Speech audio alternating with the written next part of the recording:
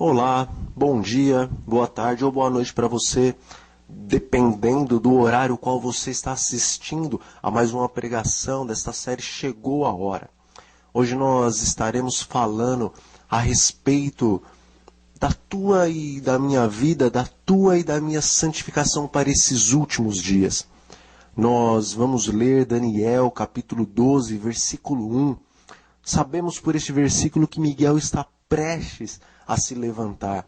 Vamos buscar, com a orientação do Espírito Santo, nesta pregação, nessa palestra, compreender qual deve ser a nossa ação, a nossa reação diante dessa realidade de que Miguel, o grande arcanjo, está prestes a se levantar, está prestes a tirar as suas vestes sacerdotais para vestir-se de seu manto de justiça, de seu manto de realeza, de seu manto de vingança, assim como nós encontramos também no espírito da profecia. Nós estamos, meus amigos, meus irmãos, vivendo em uma fase extremamente solene do plano da salvação. O Senhor Deus, Ele tem, segundo o Apocalipse, no capítulo 7, enviado os seus anjos a fim de que segurem os ventos, segurem as guerras, os conflitos que estão prestes a sobrevir sobre o mundo e também sobre a igreja, para que você e eu, para que o povo de Deus seja finalmente, definitivamente selados com o selo de Deus, com o caráter do nosso Pai em nossas frontes. Nós precisamos urgentemente do caráter do nosso Deus. A lei do Senhor deve ser posta sobre a tua fronte, sobre a minha fronte. O cerne do nosso entendimento deve estar selado com a lei do Altíssimo para que andemos em todos os seus estatutos, guardemos todos os preceitos de sua santa lei. O Senhor precisa nos selar com o amor, que é a base da sua perfeita lei, que é a glória do seu caráter. O sábado do Senhor Deus, o selo distintivo, na verdade, o qual nós encontramos nas Sagradas Escrituras, a marca de Deus, precisa verdadeiramente, não só de maneira teológica e teórica, estar em tua e em minha mente, em teu e em meu coração, mas o sábado, o sinal de Deus entre ele e o seu povo precisa verdadeiramente estar espiritualmente em teu e em meu coração, em tua e em minha mente. Pois o selo do Senhor, o santo sábado, não pode ser tão somente uma coisa formal, algo que nós aprendemos intelectualmente, por conta disso já nos encontramos selados. Se fosse assim, meus amigos, então nenhum judeu se perderia, nenhum judeu ortodoxo se perderia, nenhum judeu verdadeiramente religioso se perderia, porque eles creem que o sábado é o selo do Deus Altíssimo com o seu povo e eles buscam, em sua sinceridade, guardar o sábado da melhor forma possível. Mas não é por conta disso que os judeus serão salvos. Não é porque reconhecem o selo de Deus. E nós sabemos que existem muitos judeus que guardam o sábado e reconhecem a Jesus Cristo também como o Messias enviado de Deus. Existem os judeus messiânicos. Existem, na verdade, até judeus adventistas do sétimo dia. Mas nem por conta disso serão salvos, não serão salvos porque conhecem intelectualmente, teoricamente, a lei do Senhor e o testemunho. Nós precisamos compreender o que é verdadeiramente ser selado com o selo de Deus, ser selado com o sábado do Altíssimo nesses últimos dias. O que é verdadeiramente ter Jeová como nosso Deus e não a Satanás como o nosso Deus. Eu convido você a abrir a sua Bíblia no livro de Daniel, no capítulo 12, para juntos lermos o versículo 1 Eu estarei aqui me utilizando da meditação matinal do Espírito de Profecia que se chama Perto do Céu. Nós estaremos estudando a página 308. E o texto-chave desta página 308 da nossa meditação do Espírito de Profecia é justamente Daniel, capítulo 12, versículo 1. E a palavra do Senhor Deus nos diz o seguinte: nesse tempo se levantará Miguel, e haverá tempo de angústia, qual nunca houve desde que houve nação até aquele tempo. O Espírito de Profecia nos diz o seguinte: tempos difíceis estão bem diante de nós. O cumprimento dos sinais dos tempos mostra que o dia do Senhor está próximo. Em eventos finais, nós lemos que os acontecimentos descritos no capítulo 11 do livro de Daniel estão prestes a se concluir. Sabemos que o capítulo 11, ele vem se cumprindo desde o período de Daniel até os nossos dias, mas nós estamos, na verdade, no clímax do capítulo 11. Os últimos versículos deste capítulo estão se realizando em nossos dias. Essas últimas profecias estão ocorrendo nos dias atuais. Prestes estão as guerras descritas no capítulo 11, segundo o que nós vemos até mesmo nessa citação do Espírito de Profecia, o qual se encontra em eventos finais, de que as guerras, de que os conflitos estavam prestes a se emergir, a vir à tona. Nós vemos pelo livro de Daniel e pelo Espírito de Profecia que estão prestes verdadeiramente a ocorrer em nossos dias. O mundo está vivendo, na verdade, um clima de guerra. Por mais que através de Francisco, através até mesmo de outros grandes homens da sociedade, da política e da religião, nós ouvimos o clamor de paz, paz e prosperidade. O clima é tenso, é de guerra.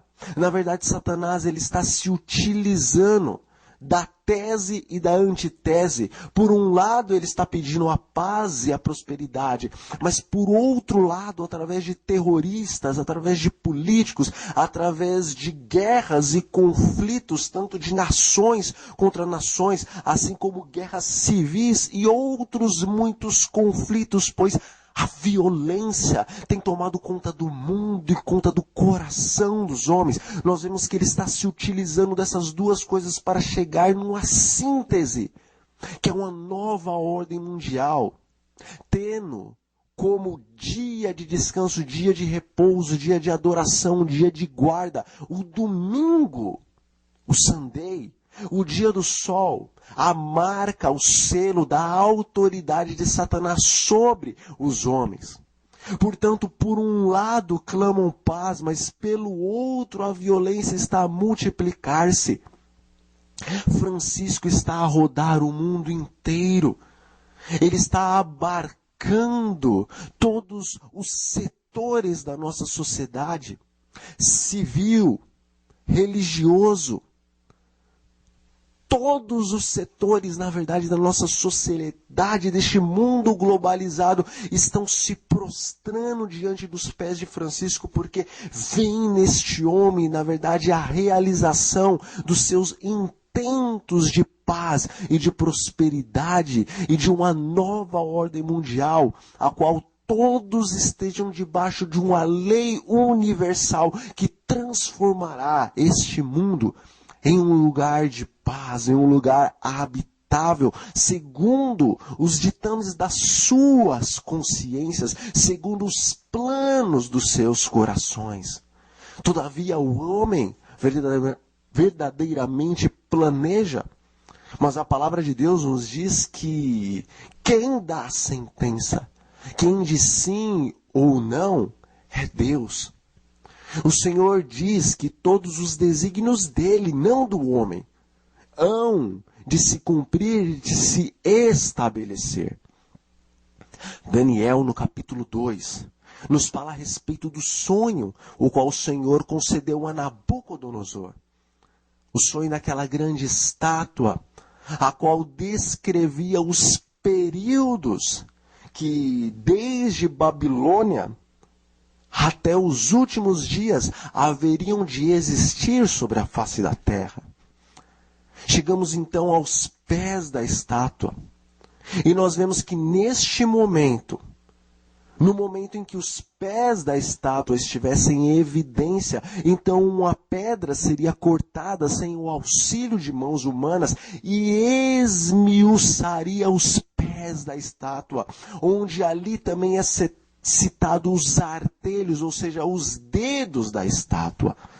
Devemos compreender que cada parte da estátua era um reino, era um império, era um momento político qual o mundo haveria de viver sob o jugo e o poder de Satanás, não de Deus.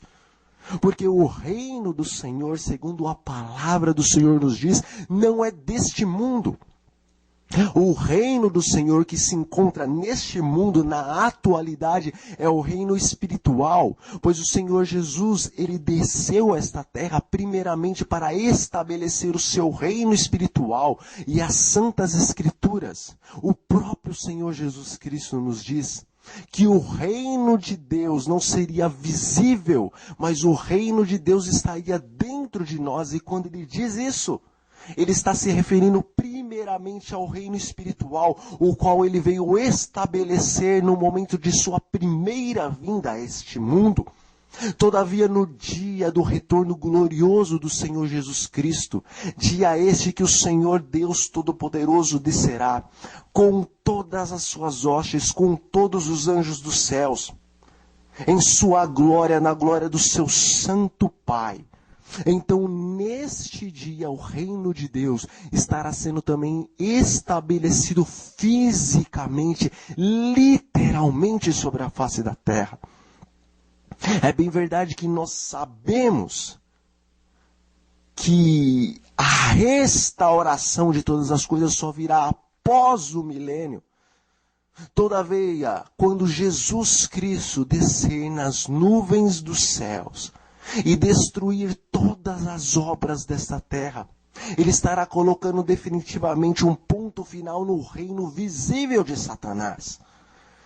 Portanto, podemos dizer que no dia da vinda de Cristo, já estará o Senhor pré-estabelecendo o seu reino visível sobre a face da terra. Pois verdadeiramente o reino visível e eterno só será estabelecido após a descida da Nova Jerusalém e após a consumação da sentença de Deus sobre os ímpios, que lemos no capítulo 20 do livro do Apocalipse, e nos demais capítulos que nos são apresentados em toda a Bíblia, como o próprio profeta Malaquias apresenta no capítulo 4, de que aquele dia vem, queimando como fornalha, todos os ímpios serão como a palha, serão consumidos, não vai sobrar raiz e não vai sobrar ramo. Não vai sobrar, não vai restar, nem Satanás, nem seus anjos, nem os ímpios, mas todos serão consumidos. E o próprio livro do Apocalipse nos diz que naquele dia a morte e o inferno serão lançados do lago de fogo, e esta é a segunda morte.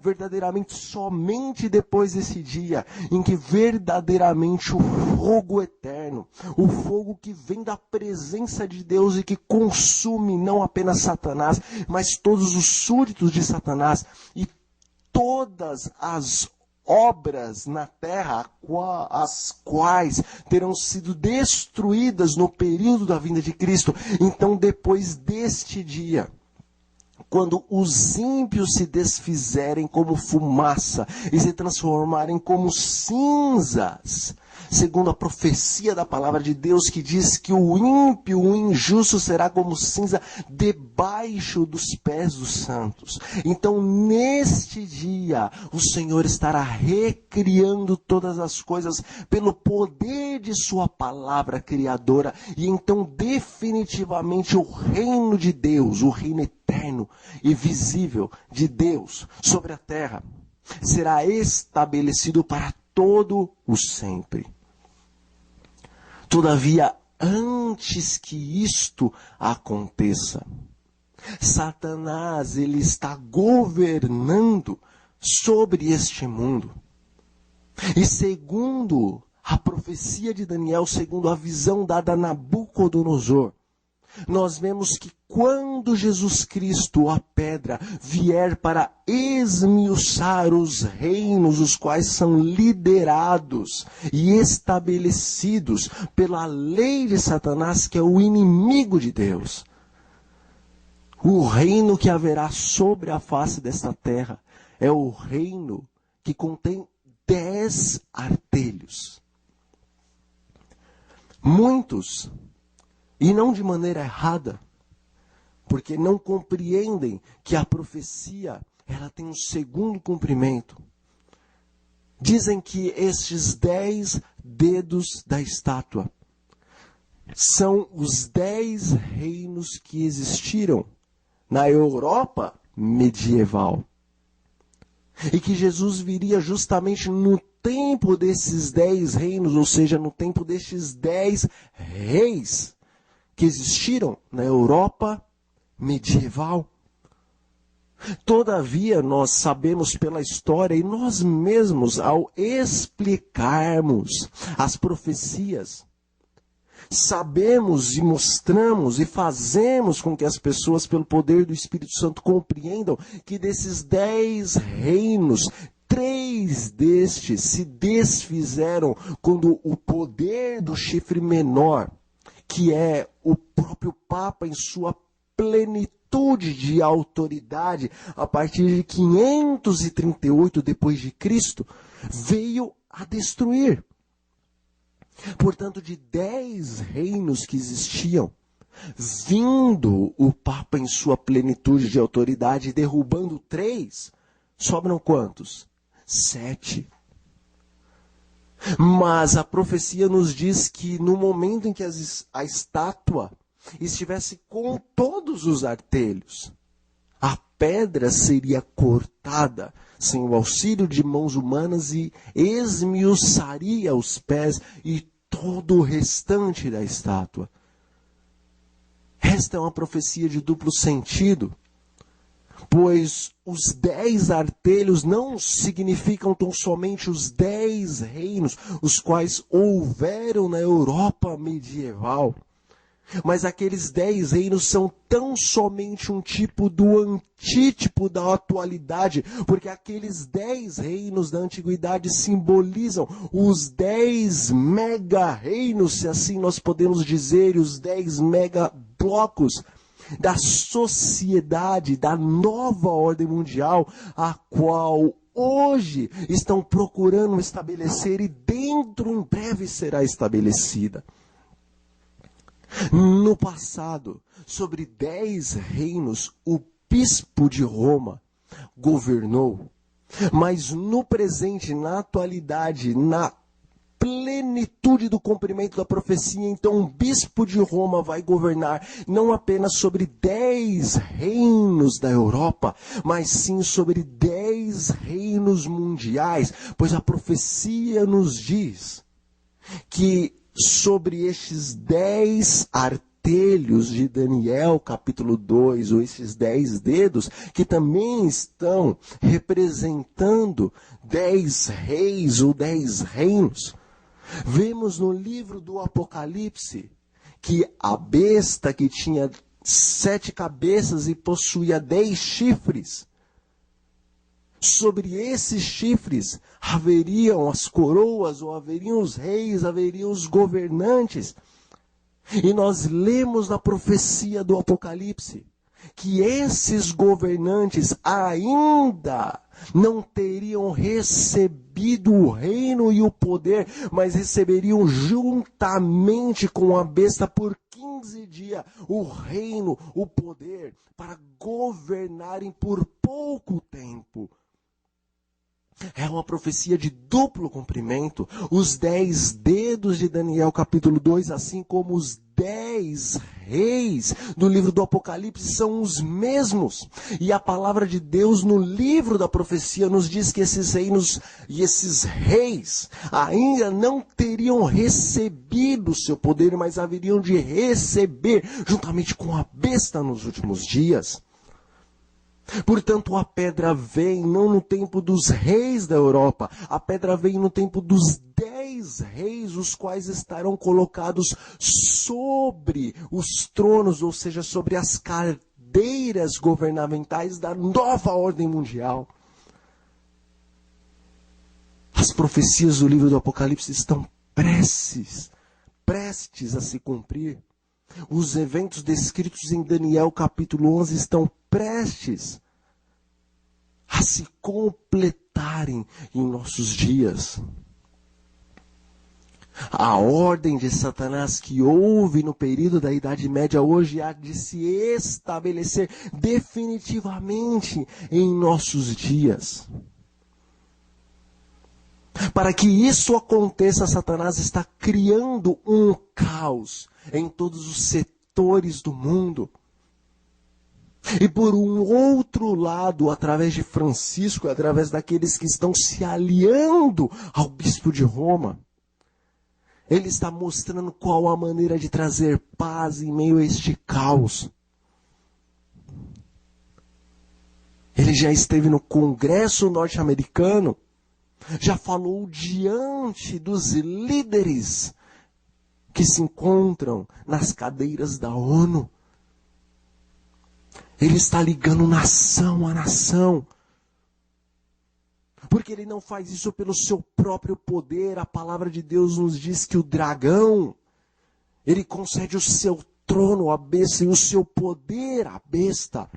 Apocalipse capítulo 13, falando a respeito da besta que sobe do mar, é muito específico.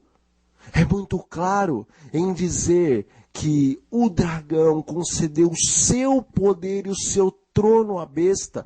E é por causa disto que todo mundo, segundo diz a palavra de Deus no livro da profecia, há de seguir a besta. Há de ir após ela. Porque o poder não é de Francisco, o poder não é do Papa, o poder não é do sacerdócio católico, mas o poder é do inferno. O poder é dos principados e das potestades dos ares. O poder é daqueles que estiveram na presença de Deus e que foram feitos, segundo a palavra de Deus nos diz, maior do que o homem, quando o homem ainda não era caído, porque os anjos foram feitos numa classe maior do que os homens, quando esses foram criados à imagem e à semelhança de Deus. O mundo inteiro vai atrás da besta, porque seres de uma capacidade tão maior e incompreensível à mente do homem estão concedendo este poder à besta e estão ganhando, estão seduzindo os homens de todas as extremidades da terra, para que os seus olhos, para que os seus corações, para que suas mentes se voltem justamente para a besta, a fim de que veja nela, a fim de que veja neste reino, a fim de que veja também neste homem, o qual se evidencia sobre o trono da besta, a paz mundial. As coisas estão caminhando para o fim, meu amigo e minha amiga. Nós estamos vivendo os últimos instantes da história deste mundo, os últimos instantes do grande conflito. Ah, se tão somente nós crêssemos que a profecia de Apocalipse no capítulo 17 também tem um segundo cumprimento. Ah, se pudéssemos entender que tantas profecias na palavra de Deus tiveram um primeiro e um segundo cumprimento.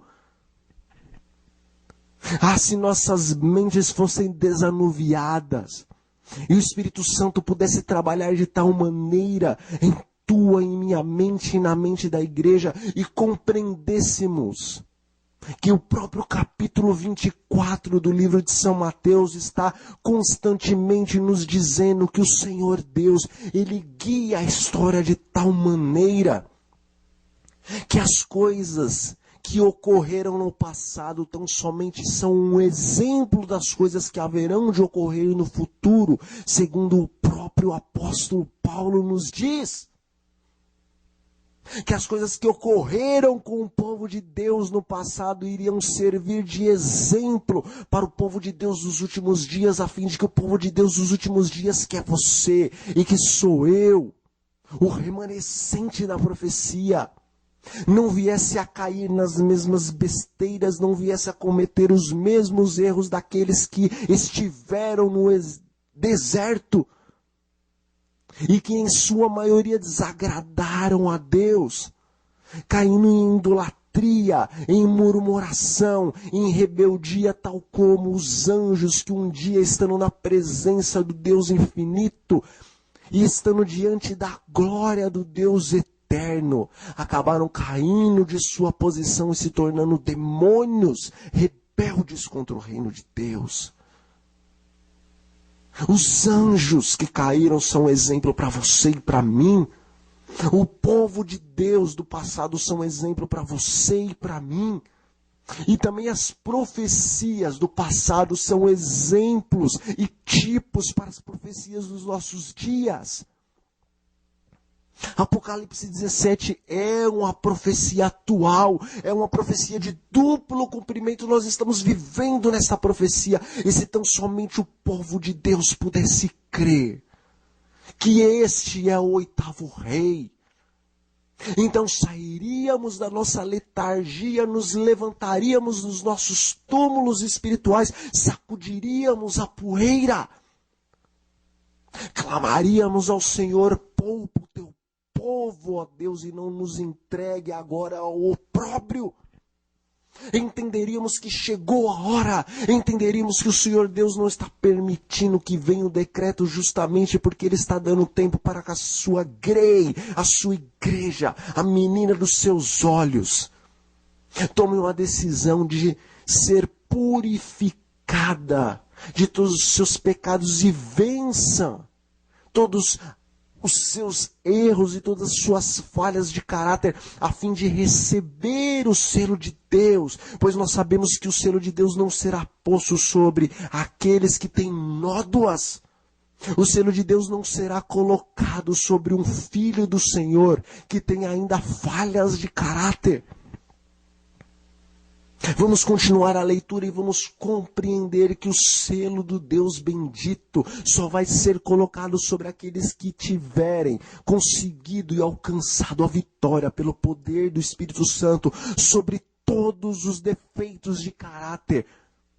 O Senhor Deus, no sangue do Senhor Jesus Cristo, Ele concedeu que o homem fosse vitorioso sobre todos os seus defeitos. Satanás um dia acusou a Deus de ser um ser mentiroso e de que o homem, após a queda, após ter experimentado o pecado, nunca mais poderia guardar a santa e bendita, justa lei de Deus.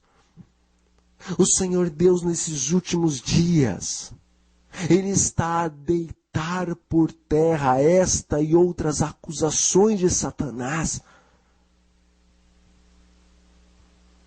Mas segundo vemos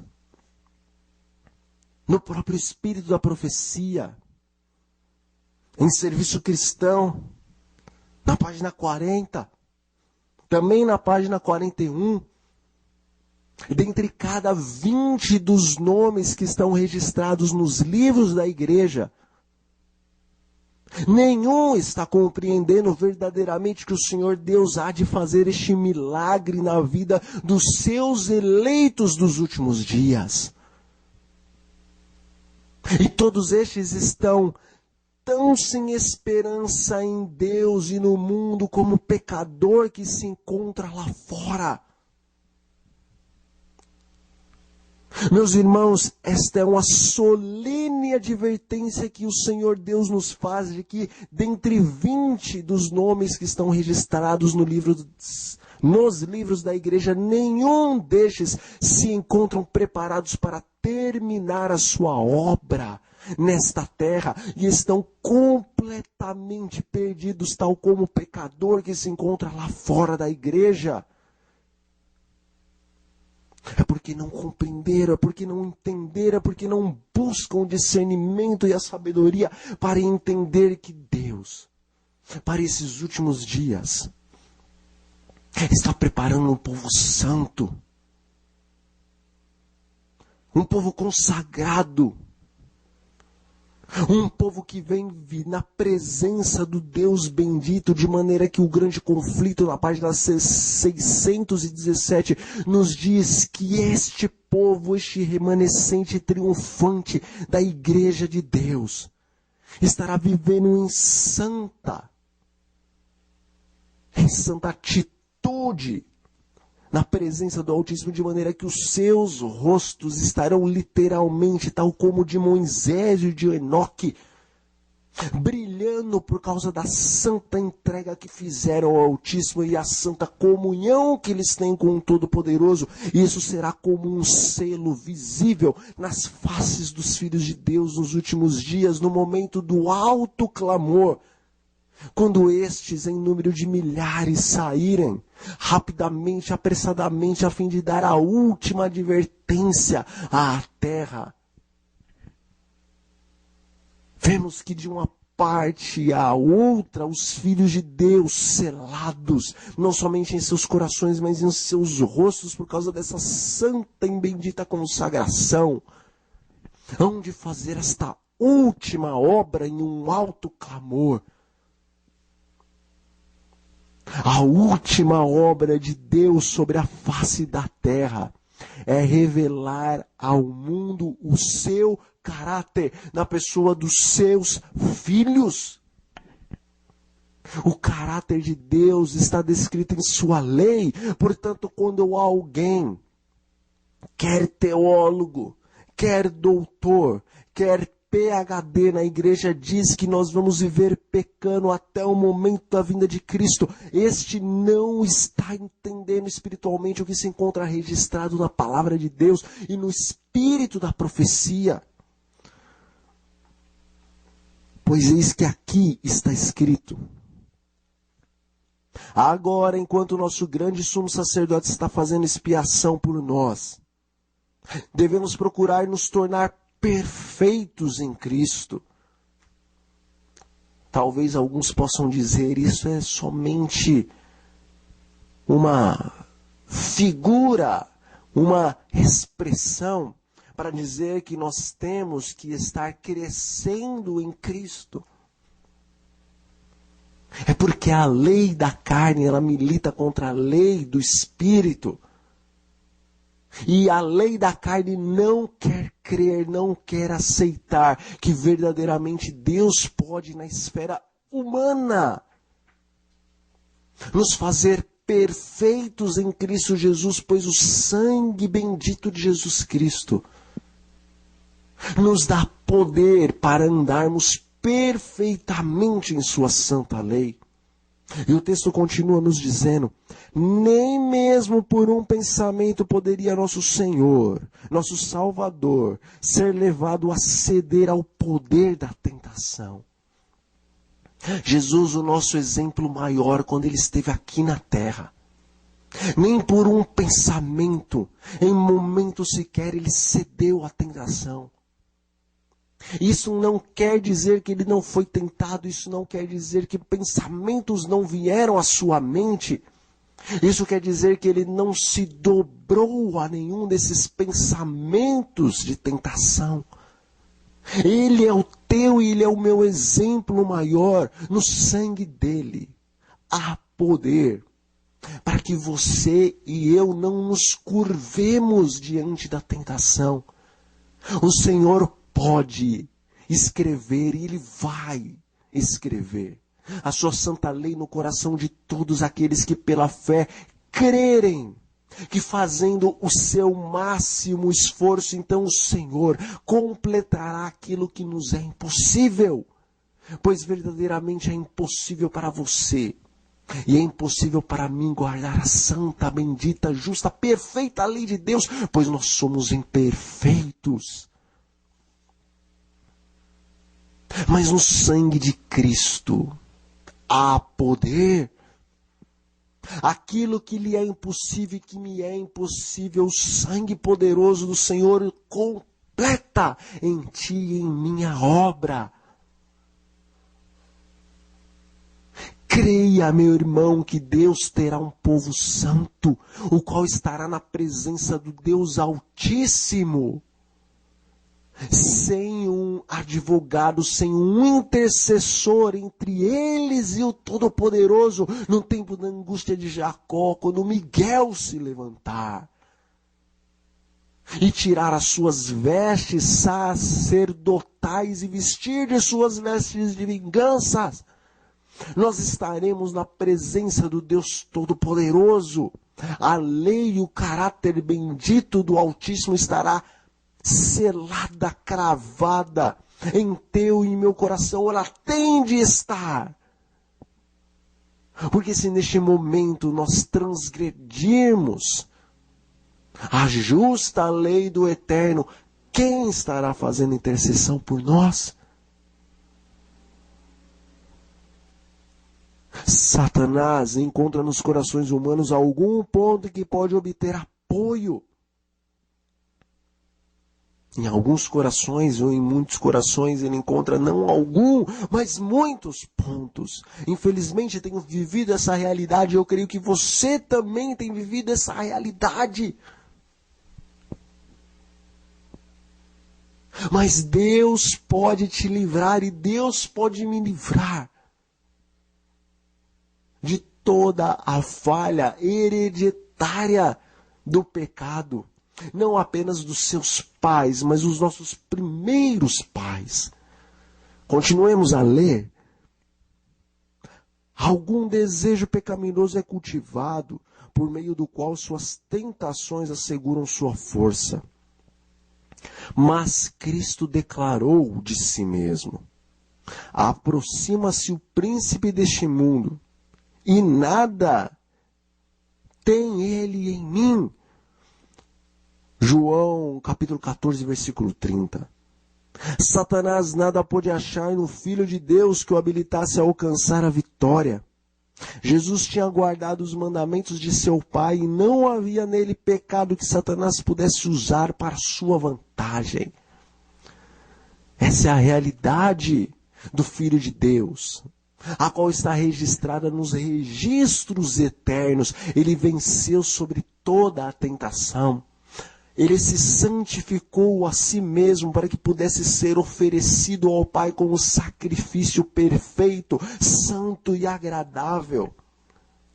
Sacrifício este, o qual colocaria fim na ira de Deus sobre o pecado cometido pelo homem, de maneira que aonde o pecado havia abundado e a ira de Deus havia se avolumado contra a raça pecadora. Em Cristo Jesus, no sacrifício perfeito do Filho de Deus, no derramamento do sangue divino, então a graça superabundou. A ira pelo pecado se tornou pequena diante do sacrifício incomensurável de Cristo Jesus na cruz do Calvário. A ira foi apaziguada através do sacrifício infinito. É como se o homem devesse uma quantidade impossível de ser paga. Mas o Filho de Deus, em seu sacrifício, apresentou um valor, um resgate tão grande que superou infinitamente o valor da culpa. superabundou a graça em Cristo Jesus.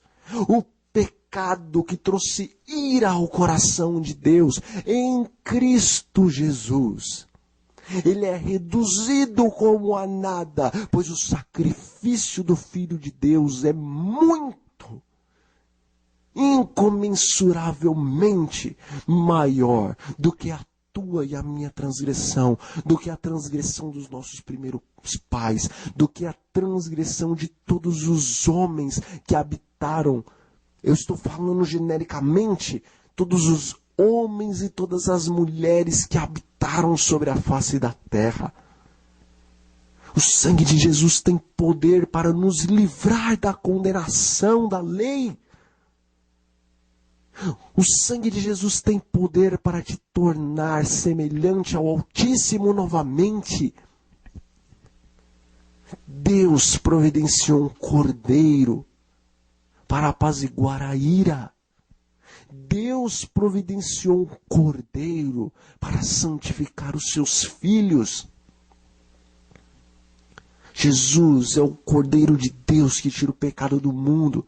Ele foi perfeito e nem sequer por um pensamento ele transgrediu a divina lei. Essa foi a realidade de Cristo. E quando chegou no momento do seu sacrifício, ele podia dizer: aí vem o príncipe deste mundo, mas nada ele tem em mim para reclamar diante de Deus o Pai. Nenhuma acusação Satanás poderia fazer diante de Deus com relação a Cristo. O sacrifício foi perfeito e perfeitamente aceitável. Todas as acusações do maligno foram lançadas por terra e esmagadas, como na profecia de Gênesis. Pois Jesus disse para o santo casal, Jesus proferiu a profecia dizendo que ele esmagaria a cabeça da serpente, e o esmagar a cabeça da serpente é justamente guardar a santa e bendita lei de Deus, não transgredir em nenhum ponto e apresentar-se puro e imaculado como sacrifício para o Deus Todo-Poderoso, de maneira que Satanás ficou sem palavras. E não houve nele poder para reclamar o reino que há 4.000 anos ele reclamava como sendo seu. Mas talvez você continue a dizer: esta foi a realidade de Cristo Jesus. Mas o Espírito da profecia, que é o testemunho de Deus para a sua igreja, nos diz o seguinte: essa é a condição. Essa é a condição em que deve se encontrar os que subsistirão num tempo de angústia. Quando o Senhor Jesus se despir de suas vestes sacerdotais, meu irmão, meu querido, minha querida, como você e eu poderemos continuar transgredindo a santa lei de Deus se não haverá mais um intercessor entre nós e o nosso Deus? A palavra do Senhor é clara, o Espírito de profecia é claro, ao dizer que nós teremos que viver na presença do Deus Santíssimo. E neste momento, teu coração e o meu coração, o coração dos filhos de Deus, terão que estar selados eternamente com a lei do Altíssimo.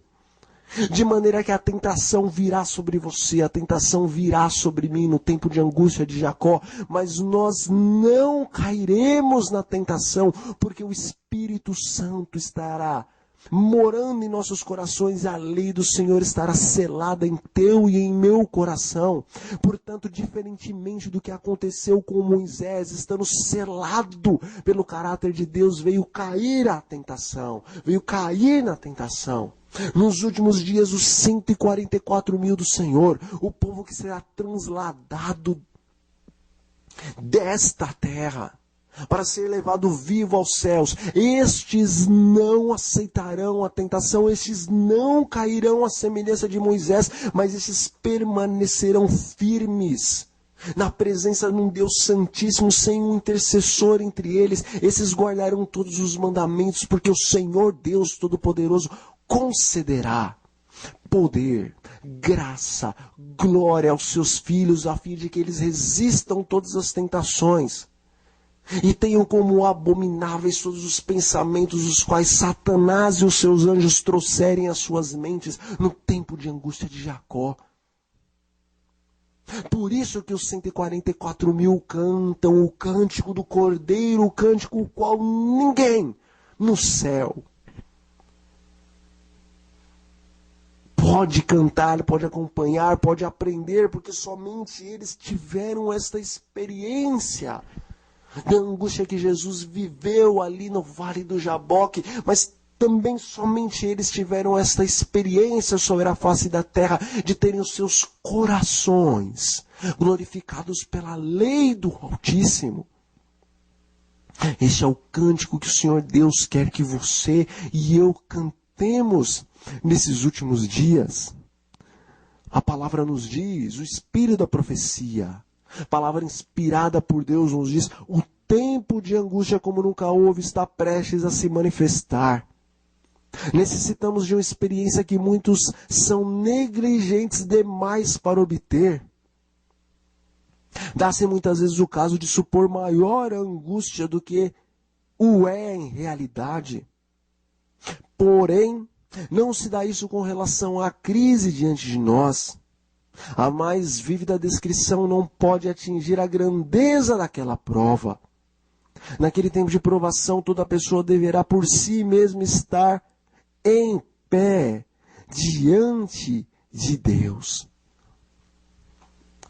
Meus irmãos, uma crise como nunca houve, como jamais haverá, está prestes a irromper sobre você e sobre mim, e segundo está escrito, em primeiros escrito, diz o anjo através da sua serva, preparai-vos, preparai-vos, preparai-vos. Terão que experimentar uma morte para o mundo como nunca dantes experimentaram. Pouco tempo resta e muito há para fazer. Quando o anjo disse isso, é porque verdadeiramente você e eu deveríamos e devemos nos preparar, porque devemos experimentar uma morte para o mundo, uma morte para o eu, como nenhuma outra geração experimentou. Pouco tempo nos resta e muita coisa há para fazer. E quando o anjo diz isso, ele não está falando primeiramente com relação à pregação do Evangelho.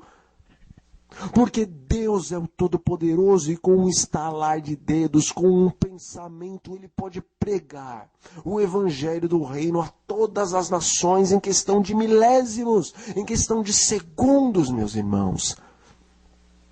Deus não encontra dificuldade para levar o Evangelho até os lugares mais remotos da terra nesses últimos dias.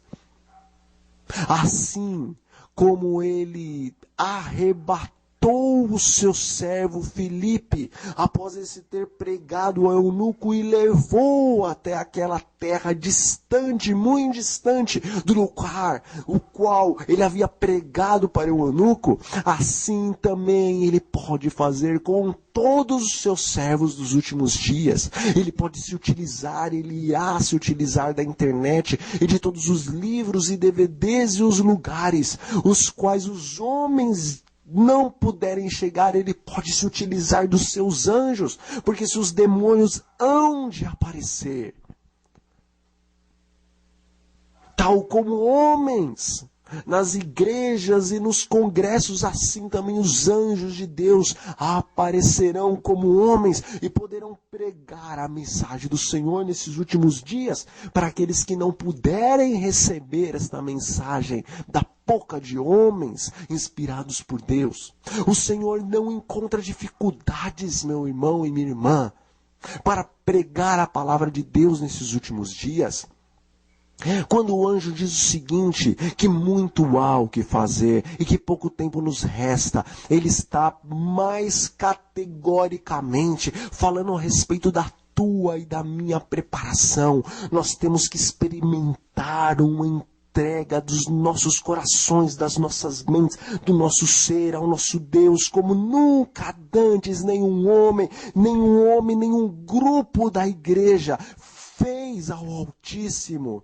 Nem mesmo os primeiros pais da igreja adventista, em meio ao clamor da meia-noite, em meio à compreensão dos acontecimentos por vir, fizeram tamanha entrega como a entrega a qual o povo de Deus dos últimos dias há de fazer.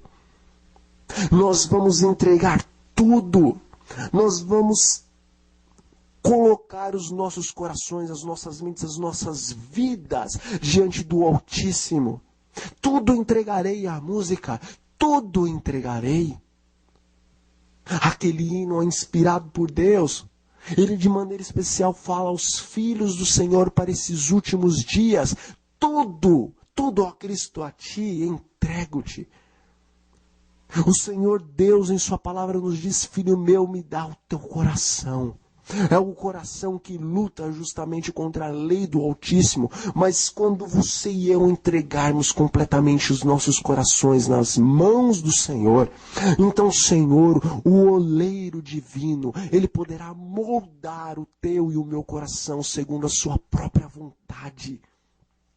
Ezequiel, no capítulo 36, nos fala da realidade dos servos de Deus que vivem pela fé, que creem no poder transformador do Senhor, a realidade a qual eles haverão de viver nos últimos dias, e na verdade alguns já estão vivendo nesses momentos, nesses instantes finais, antes da saída do decreto, antes do alto clamor, na plenitude da chuva serôdia.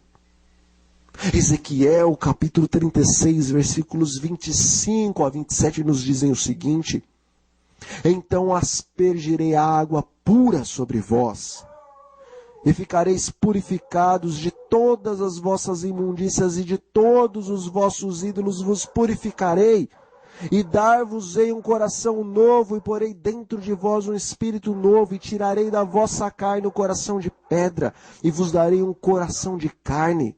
E porei dentro de vós o meu espírito, e farei que andeis nos meus estatutos, e guardeis os meus juízos, e os observeis. O Senhor quer te purificar, e o Senhor quer me purificar em o seu próprio sangue. Mas o Senhor tem uma obra maior para fazer em teu e em meu coração. O Espírito Santo nos dará um novo coração. Ele tirará esse coração de pedra, esse coração duro, esse coração qual não quer ouvir a voz de Deus, não quer seguir os conselhos de Deus, não quer andar nos caminhos de Deus. Todos aqueles que permitirem que a obra do Senhor seja feita em suas vidas, todos aqueles que clamarem, todos aqueles que suplicarem, todos aqueles que lutarem pelo Espírito de Deus, segundo o próprio Espírito de profecia nos diz, todos aqueles que importunarem a Deus com relação a essa bênção que é o batismo do Espírito Santo, pois o Senhor deseja, está escrito, que nós o importunemos a este respeito. Todos aqueles que lutarem com Deus, eles serão vitoriosos. Todos aqueles que pedirem hão de receber, todos aqueles que buscarem hão de achar, todos aqueles que baterem insistentemente na porta do céu, importunando o Senhor para que derrame a plenitude da bênção da chuva serôdia, hão de receber, pois está escrito que se nós que somos maus sabemos dar boas dádivas aos nossos filhos, quanto mais o nosso Pai que está nos céus dará o Espírito Santo àqueles que lhe pedirem.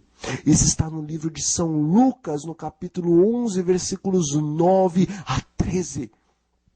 Não imagina que vai chegar um momento em que Deus abrirá as comportas dos céus e derramará o Espírito Santo sobre você, e o Espírito Santo escreverá a lei de Deus em seu coração, sem que você verdadeiramente esteja clamando e importunando o Senhor para que faça isso em sua vida.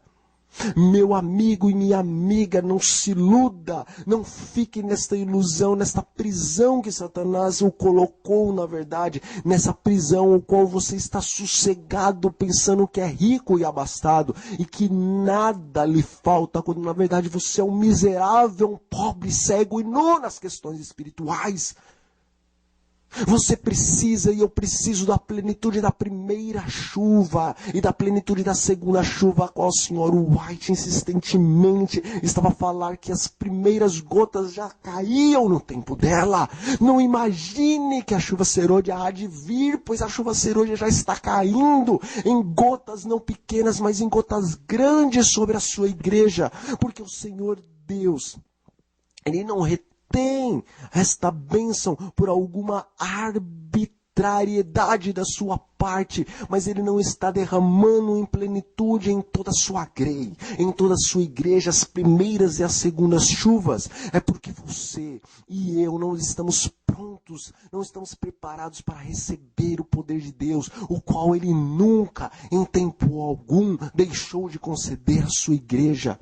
Você e eu precisamos agora, urgentemente, das primeiras e das segundas chuvas, e você e eu só vamos conseguir isso se nós pararmos de pedirmos e de buscarmos e de pensarmos nas nossas coisas, nos nossos projetos e em projetos da própria igreja de Deus, mas que não estão baseados no conselho do Espírito da profecia, não estão baseados na palavra do Deus Altíssimo, mas são normas e projetos estabelecidos por homens que, embora talvez em sua sinceridade, deixaram de ouvir a Deus para ouvir a voz da teologia e a voz da teoria e se desviaram do caminho de Deus.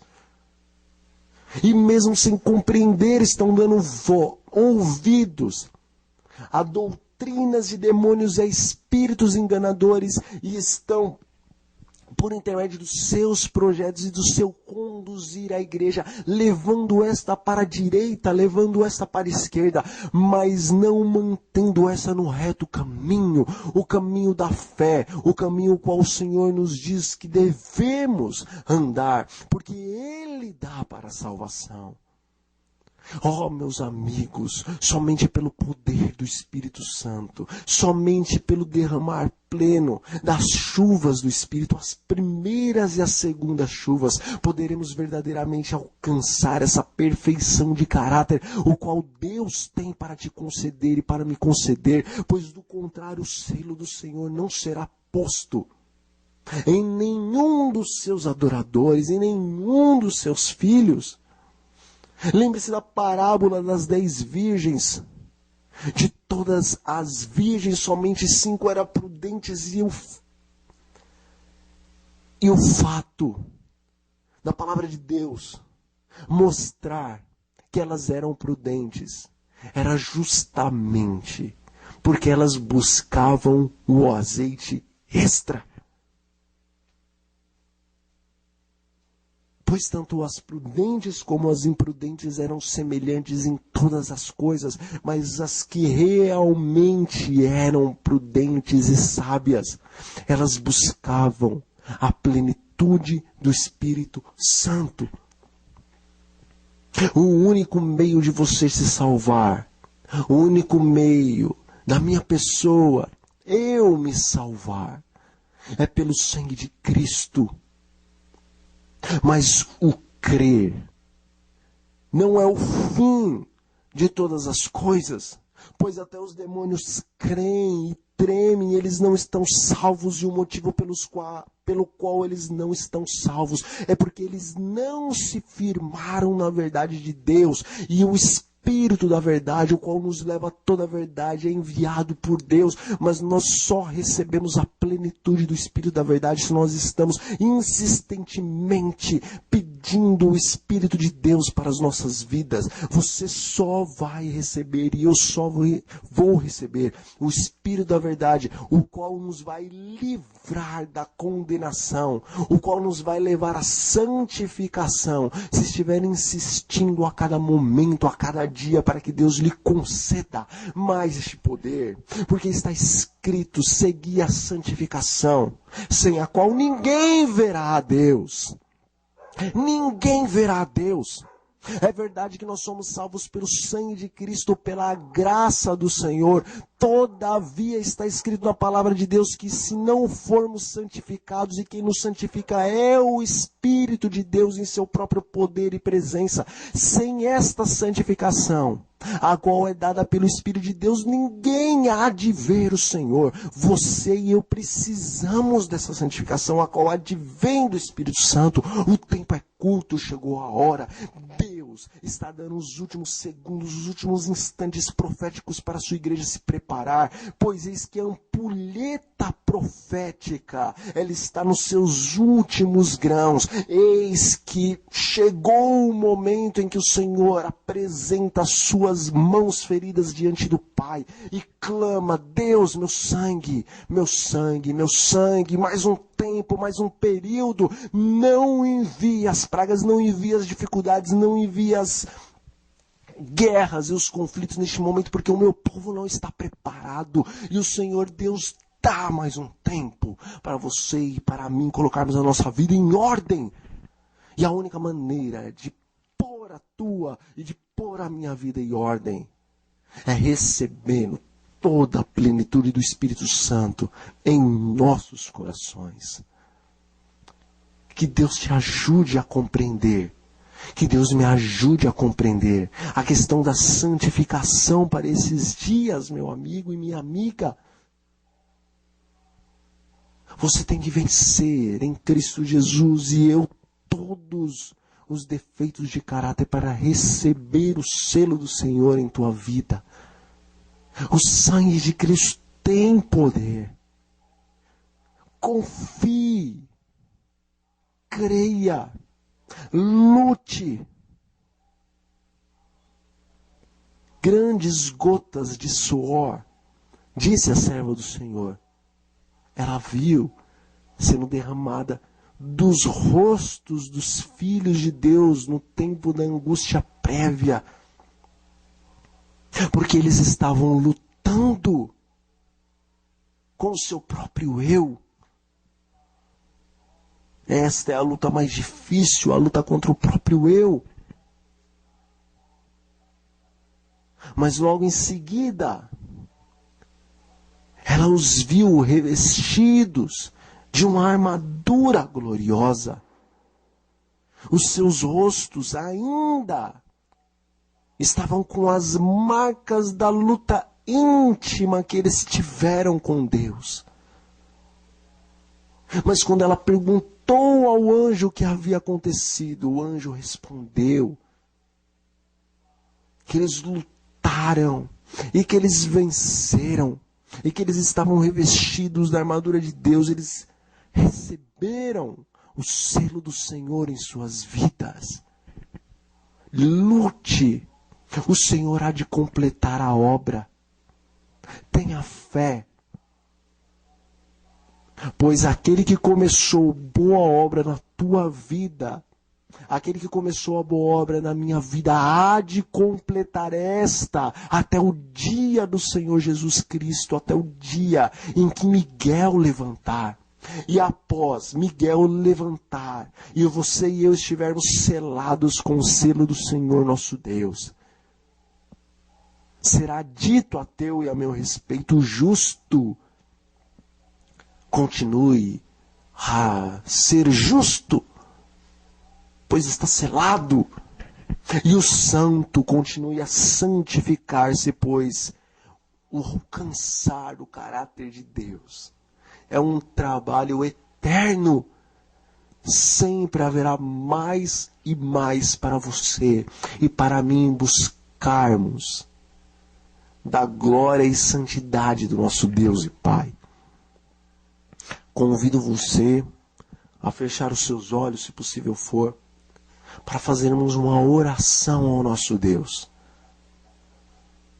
Me acompanhe nesta oração.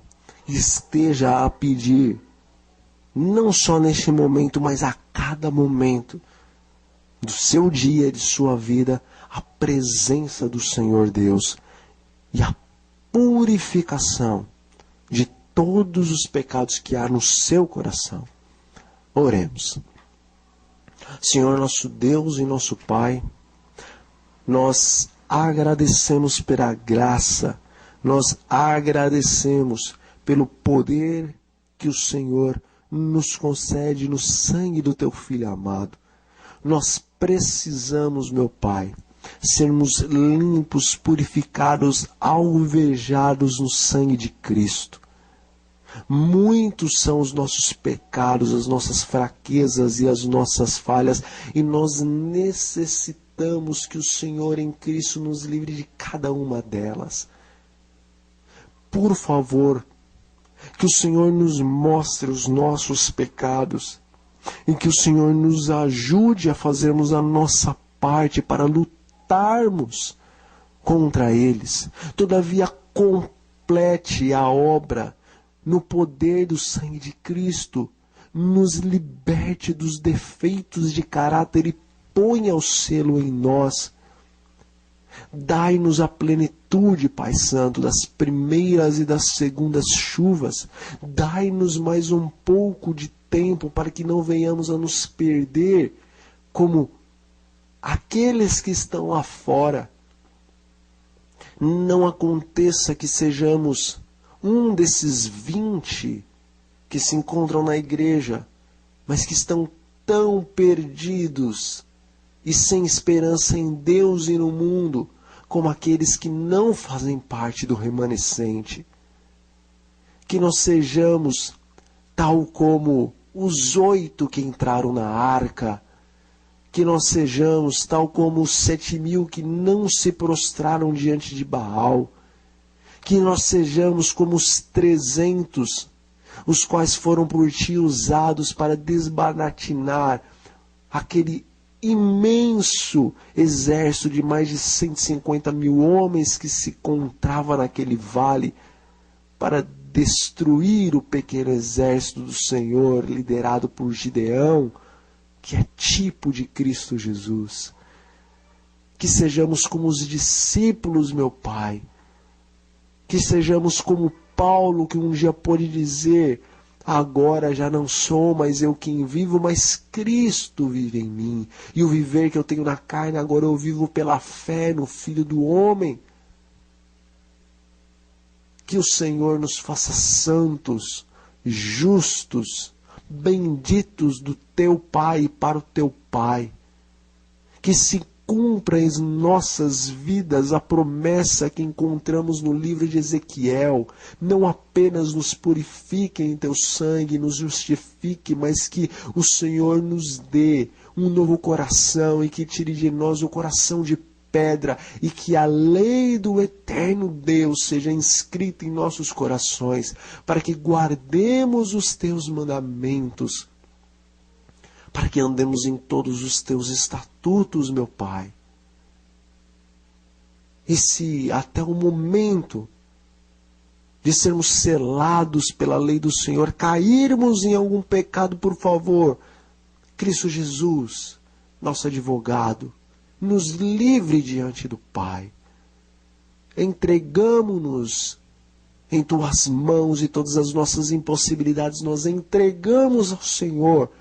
Nós cremos que o Senhor há de operar milagrosa e poderosamente em teu povo nesses últimos dias.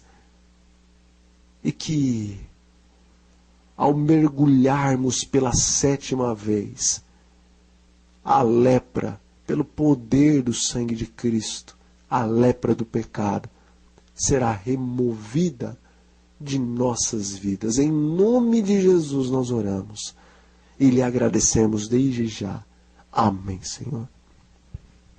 Foi muito bom estar com você, meu irmão, minha irmã, meus amigos, mais uma vez nessa série Chegou a Hora. Espero que essa mensagem tenha poder em sua vida, assim como está tendo poder em minha vida e na vida de muitos homens, como no próprio Ted Wilson, o presidente dessa igreja, o qual constantemente prega a respeito da glorificação do coração, o qual Deus operará e já está operando no seu povo nesses últimos dias.